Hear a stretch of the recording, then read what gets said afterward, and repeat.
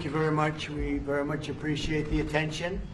Today's a big day in that we had a G7, and President Macron was a very special man in my book. We were together, we did it together, and I think a lot of progress has been made. We've had some very good talks with Russia. We've had some very good talks with others, and we're trying to get the war ended with Russia and Ukraine, and I think we've come a long way in a short period of weeks. And the President's been very helpful also. And we're also talking about trade, various trade deals that we will be doing with France, and we'll be discussing a little bit further. Then we'll have a press conference later on. You can ask some questions. We'll be having a press conference in a little while. We're going to have lunch with the entire French staff, and we look forward to it. And again, the relationship's been very special with France and very special with this gentleman on my right. And we look forward to keeping that going for a long period of time. Thank you very much. Thank you. Thank you, Mr. President. Thank you. Thank you. No, thank you. I want to thank Mr. President for his hospitality. We had a good discussion this morning for the G7 here. Yeah. And for the third year of this war in Ukraine, and I think our common objective clearly is to build peace, and a solid and long-standing peace. And this is what we will discuss, obviously, because I have great respect for bravery and the resistance of Ukrainian people. And we do share the objective of peace, but we are very aware of the necessity to have guarantees and solid peace in order to stabilize the situation. I'm here as a friend because through centuries we've been friends, and we are personal friends, as you mentioned it, because we work very well together. And I think the US and France always stand on the same side, the right side, I would say, of history. Mm-hmm. And this is exactly what's at stake today. And this is a very important moment for Europe as well. And I'm here as well after discussions with all my colleagues to say that Europe is willing to step up, to be a stronger partner, to do more in defense and security for this continent, and as well to be a reliable partner and to be engaged on trade, economy, investment in a lot of topics. So I'm very excited by the discussion we will have, and obviously we will follow up. And I want to thank you again, Mr. President, for your presence for Notre-Dame de Paris. It meant a lot for French people, and I want to thank you for that. That's the cathedral, and they've done a fantastic job. The President's done a great job in bringing it back. That was a terrible thing, like, what, 5 years ago? Yeah. Watching that burn was a very horrible, horrible sight, and you've done a fantastic job in bringing it back, so I congratulate you. Thank you for being here. Thank you, President. Thank you. Anybody? Hey everyone, welcome back to Conservative Chronicle. I've got some huge news coming out of the Oval Office. President Donald Trump and French President Emmanuel Macron just held a press conference discussing the Ukraine war and US-French relations. Stick around as I break it all down and share key takeaways. Before we dive in, make sure you hit that subscribe button so you don't miss any updates like this one. Let's start with the biggest topic on the table: Ukraine. Both Trump and Macron emphasized their shared commitment to ending the war. They highlighted the progress made in talks with Russia and Ukraine and the importance of peace negotiations. Trump mentioned how crucial it is for Europe and the US to work together to stop the bloodshed. Macron echoed this sentiment, emphasizing the need for a solid and long-standing peace. Trump talked about a potential agreement involving significant economic partnerships and peacekeeping measures. He even mentioned the possibility of European peacekeepers in Ukraine to ensure peace is upheld. Shifting gears to trade, the two leaders discussed the US-France relationship. Trump made it clear that their relationship has always been every special, and Macron agreed. There's talk of new trade deals and investments, especially in rare earth minerals. Macron reiterated France's support for Ukraine, highlighting Europe's readiness to do more in terms of defense and economic aid.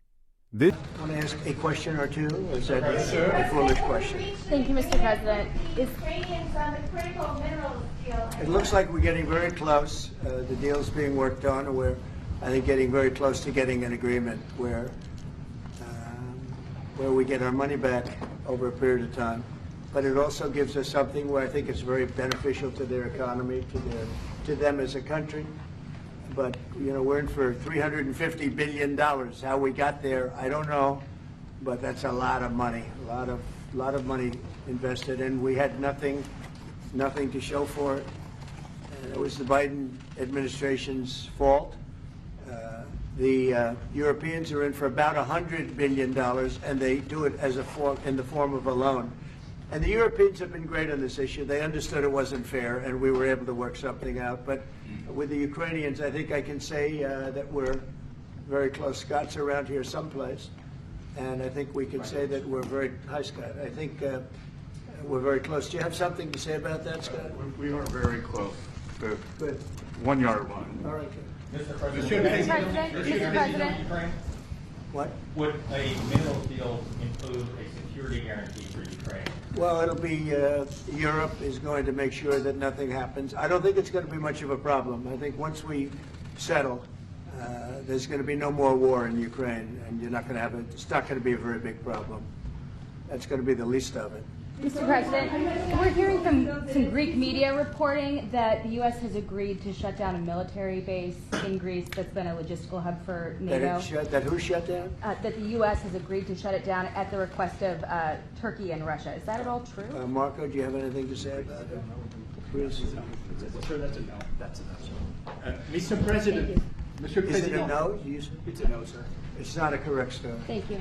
Mr. President, how do you react to people in Europe who say that you are abandoning Ukraine and that you are going to sacrifice the security of Ukraine by making a deal with Vladimir Putin? You know, we're helping Ukraine like nobody's ever helped Ukraine before. And I can say this, if I didn't become president, Ukraine would right now still be at a level where there would be no even thinking about a peace. And it was, it's a sad thing that this happened. This would have never happened, this war, if I were president. Zero chance. And it has happened. So my function is to get you out of the war, get them out of the war, let them live. It's a bloody war, it's a horrible war. Thousands of people are being killed a week. And I would say Russia, maybe 700,000 people. I think Ukraine probably a similar number. And that's not talking about the towns and the cities that have been blown up. That's talking about soldiers. This has been a horrible, bloody mess. And we're going to get it solved. We got to get it solved. And you know, we're not talking about America's soldiers, soldiers from this country. We're talking about Russia and Ukraine. But on a humanitarian basis, we have to get this very, very bloody, savage problem solved. And I will say this also, it could lead to World War III if it's not solved. You know, there'll be a point at which it's not going to stop at those two countries. Already there's such involvement from other countries. And it could really lead to a very big war, World War III, and we're not going to let that happen either. Would you support the idea to send European troops in Ukraine to back the ceasefire? European troops may go into Ukraine as peacemakers. So when the agreement is done, they can watch that everything's followed properly. I don't think that's going to be a problem. And a lot of the European countries, I think, I don't want to speak for France, but I know that the president's talked about doing that also. I think that'll be a very good day when we can go in as peacekeepers as opposed to what's going on right now with everybody being killed. Will they have U.S. backing, those troops going into Ukraine? Will they have U.S. backing from U.S. troops? Well, we're going to have a backing of some kind, and obviously the European countries are going to be involved, and I don't think you're going to need much backing. I think that's not going to be a problem. Once an agreement is signed, Russia's going to get back to its business, and Ukraine and Europe are going to get back to their business. I don't think it's going to be a problem. Mr. President, Can you talk about will you Doge? meet with President Zelensky soon? What? Will you meet with President Zelensky soon? I will be meeting with President Zelensky. In fact, he may come in this week or next week to sign the agreement, and which would be nice. I'd love to meet him. Would meet at the Oval Office. So the agreement's being worked on now. They're very close to a final deal. It'll be a deal with rare earths and various other things, and he would like to come, as I understand it, here to sign it, and that would be great with me. I think they then have to get it approved by their council or whoever might approve it, but I'm sure that will happen. Monsieur Macron, Monsieur le Président Macron, est-ce que vous pouvez commenter I'll ce qui be a été dit par le meeting with Président? President Putin also, yes. I don't know when we speak we're trying to get this thing worked out. But yeah, at some point I'll be meeting with President Putin too. Monsieur Macron, s'il vous plaît, est-ce que vous pouvez nous dire quelques mots en français? Mr. I President. can say a few words in French. Yes. No, le président l'a dit, je pense que c'est un moment important. Sir, so we're at the Eiffel Tower having dinner with your wonderful wife and with my wonderful wife, and we came out and he started speaking the French deal. And we didn't have an interpreter, and he was going on and on and on, and I was just nodding, yes, yes, yes. And he really sold me out, because I got back the next day and I read the papers. I said, that's not what we said. He's a smart customer, I will tell you that. Sure. How would you That was exactly what we agreed. Mr. President, you called Zelensky a dictator. Would you use the same words regarding Putin?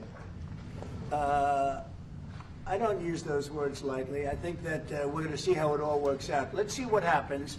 I think we have a chance of a really good settlement between various countries. And, you know, you're talking about Europe, and you're talking about Ukraine as part of that whole situation. The other side has a lot of support also. So let's see how it all works out. It might work out. Look, you can never make up lives. The one thing you can make up the money, but you can't make up the lives. A lot of lives lost. I think probably a lot more lives than people are talking about. It's been a rough war, but I think we're close to getting it solved. Question about Doge, sir? believe in NATO, in the alliance between Europe and America in NATO? Are you going to NATO the is summit in June? very much involved in this. When I first got elected at the very beginning, first term, I got hundreds of billions of dollars put into NATO. NATO had no money because they hadn't paid for years. And I said, look, if you don't pay, we're not going to be a part of NATO. We're not going to protect. We're not going to do what we're supposed to do. And we took in hundreds of billions of dollars into NATO. No, NATO is a good thing if it's done properly and if it's used properly. Mr. President, in these days you speak a lot about tariff in Canada, in Mexico, and in Europe. I want to know what is your idea about Italy, if you want to make the same thing in Italy. What? Can you talk up a little louder? In these days... No, louder. Can you talk a little louder? You have a beautiful voice, but you're not... In these days you speak... Where are you from? Italy. From Italy. Oh, I love Italy. Go ahead. I want to know if you have the same idea with Italy about tariffs.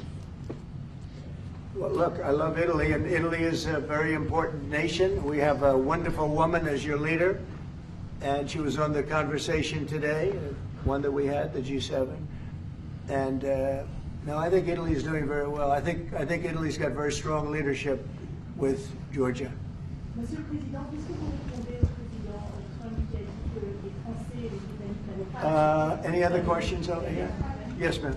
Can you clarify what you meant in your truth today on the major economic development transactions between the U.S. and Russia? In more detail? With respect to what, Russia? In solving a peace deal, you said there will be major economic development transactions which will take place between the United States and Russia. Yeah, we're trying to do some economic development deals. They have a lot of things that we want, and we'll see. I mean, I don't know if that will come to fruition, but we'd love to be able to do that if we could. You know, they have massive rare earth. It's a very large, it's actually the largest in terms of land. It's by far the largest country. And they have very valuable things that we could use, and we have things that they could use, and it would be very good if we could do that. I think it would be a very good thing for world peace and lasting peace. Well, I mean, our first, by far, our first thing that we want to do, the first element of the overall transaction is ending the war. But if, just as we're doing with Ukraine, if we could do some economic development in terms of Russia and getting things that we want, something like that would be possible, yes. Mr. President, Yeah, I think so, right? Don't you think so? I'd like to have you, I think we could end it within weeks if we're smart. If we're not smart, it'll keep going and we'll keep losing young, beautiful people that shouldn't be dying. And we don't want that. And remember what I said, this could escalate into a third world war. And we don't want that either. Mr. President, your envoy Steve Witkoff suggested a temporary ceasefire in the conflict, but the Russian government has deny that out of hand? Are you worried that they're not feeling in good faith? No, I think they, at some point, will agree to that. I think they probably wanted to. And I think once you have a ceasefire, it's going to end, because they're not going from a ceasefire back to war. I think people have had their full. I'm just glad I was able to help, because there was no communication with Russia until I came along. Biden didn't communicate. He couldn't communicate with his own child. So Biden didn't communicate. He couldn't. It was terrible. He hadn't spoken to Putin in 3 years. You're trying to end a war. People are being killed. Every week, thousands of people are being killed. Soldiers, in this case, mostly. Also towns, you know, as missiles go in and back and forth. No, it's a shame. This should have never happened. This is a very sad, this is going to go down in the history books. This is a very sad moment, because that should have been stopped. That should have never started. And if it did start, it should have stopped the first week, not 3 years later. Okay? Je vais répondre, if you allow me, because I have juste, je pense que plusieurs questions de vous et de votre collègue qui ont été posées en français et qui rejoignent les questions posées par les collègues américains. D'abord, cette discussion est utile et construire la paix est une nécessité. La deuxième chose, c'est qu'il y a aujourd'hui une capacité de dissuasion qui est restaurée, et que c'est ce que veut dire le président Trump quand il dit qu'il n'y aura plus de problème. Je pense que la force du réengagement américain aujourd'hui, c'est en quelque sorte l'incertitude aussi pour le président Poutine. Et donc il y a une capacité de dissuasion qui est là, qui permet de sceller d'abord sans doute une trêve, la capacité à vérifier que cette trêve est respectée, et ensuite un accord de paix qui permettra de reconstruire l'Ukraine, mais de lui apporter aussi les garanties de sécurité. Dans le cadre de ces garanties de sécurité, nous pensons que nous avons notre rôle à jouer. Et donc, on verra à ce moment-là de la discussion, je ne veux pas la présenter, ce qui est nécessaire pour que l'Ukraine puisse rester un pays souverain. Et d'ailleurs, dans les discussions entre l'Ukraine et les États-Unis d'Amérique, il y a cette question d'une souveraineté ukrainienne qui est respectée. Et donc, nous, ce que nous avons préparé en particulier avec nos partenaires britanniques, dans le cadre d'un travail très étroit qu'on a mené ces dernières semaines, et partagé avec tous les pays européens et alliés qui sont prêts à s'y joindre, c'est l'idée de dire on est prêt à apporter ces garanties de sécurité. Les conditions, elles doivent en être définies. Parlons de troupes. Elles doivent être définies par l'accord. Ça peut aller jusqu'à l'envoi, comme l'a dit le président, de troupes qui iront observer que la paix est bien respectée, qui iront se positionner, pas sur la ligne de front, pas pour justement, en quelque sorte, être dans le conflit, mais marquer une présence comme une garantie. Il y a d'autres moyens de soutenir qui peuvent être des soutiens accrus et capacitaires à l'armée, des structures nouvelles. Et je pense aussi que l'accord qui est discuté, le président l'a dit, la crédibilité américaine qui est mise dans ce moment, c'est aussi montrer que chacun est dans son rôle, mais que nous avons une unité, Européens et Américains, et donc avec une forme de garantie que les Américains prennent par la discussion sur les minerais critiques qui sont en train de finaliser. For Macron, That is the most, Je pense que that is the most beautiful language. I have no idea. Territory? Well, we're going to see. It's a negotiation that's just starting, and you know they've been fighting, and there's been a lot of land that's been taken. So we'll have to see how that works out. That's part of the negotiation. I will say there was great unity in that room today. You know, we were via Skype or whatever, but it was great, tremendous unity today in that room with the other countries. Ukraine wants I was very their impressed by it. territories back. Can they take it back? What they lost in the past years? That's not an easy thing to do, is it? Right? It's not an easy. You know, just asking whether or not you can take back the land that they lost. And I say that, yeah, perhaps some of it, yeah, I hope so.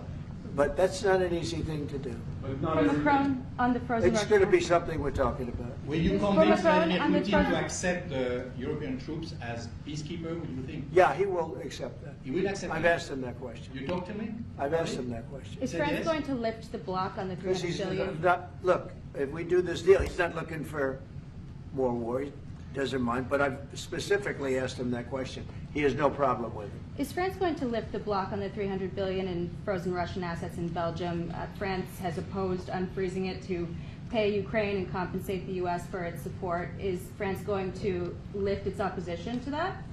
this is, I mean, we speak about frozen assets. We already used them to back precisely the loans negotiated at the G7. And it's part of the sanctions, so it will depend on the follow-up of the discussions. but clearly we respect international law. It's just frozen assets now. You can take the proceeds of the frozen assets, but you cannot take the assets themselves because it's not respecting international law, and we want to respect international How law. is one different than the other? You can take the proceeds from it, how can you not take Because the it's assets? very different. You keep the assets, you take the proceeds because they are paralyzed in a certain way. You take the proceeds during the wartime, but you keep the assets, and it's part of the negotiation at the end of the war. Because, I mean, this war costed all of us a lot of money. And this is the responsibility of Russia, because the aggressor is Russia. Should the US be compensated? So at the end of the day, this frozen asset should be part of the negotiation, all in all. Will France support the US being compensated? I support the idea to have Ukraine first being compensated, because they are the ones who have lose a lot of their fellow citizens and being destroyed by these attacks. Second, all of those who paid for could be compensated, but not by Ukraine, by Russia, because they were the one to aggress. Again, just so you understand, Europe is loaning the money to Ukraine. They get their money back. No, in fact, to be frank, we paid 60% of the total effort, and it was through, like the US, loans, guarantee, grants, and we provided real money. To be clear, we have 230 billion frozen assets in Europe, Russian assets, but this is not as a collateral of a loan because this is not our belonging. So they are frozen. If at the end of the day, in the negotiation we will have with Russia, they're ready to give it to us, super. It will be loan at the end of the day, and Russia will have paid for that. If you This is my believe wish. that, it's okay with me. Mr. President. If they get their money back, we don't, and now we do. But, you know, that's We will only fight fair. both. Mr. President, do you think Russia should be the one that pays everybody back? Are they the aggressors? Well, we're negotiating everything, and everything's on the table, and we'll see if we can get some land back, and we'll see about a lot of different things. And we're going to be making a little speech and say a few words. In a little while, we're going to have another meeting, a luncheon meeting. This shows a united front as they work to stabilize Europe and make strategic investments for the future. One interesting point was the topic of NATO. Trump talked about pushing European countries to pay their fair share towards NATO. Macron emphasized Europe's desire to take on more responsibility in defense and security. Today's meeting was a crucial step in efforts to bring peace to Ukraine, strengthen US-France relations, and rebuild global stability. What do you think? Will these diplomatic efforts succeed in bringing an end to the war in Ukraine? Drop your thoughts in the comments below, and don't forget to hit that subscribe button for the latest news. Thanks for watching, and I'll see you in the next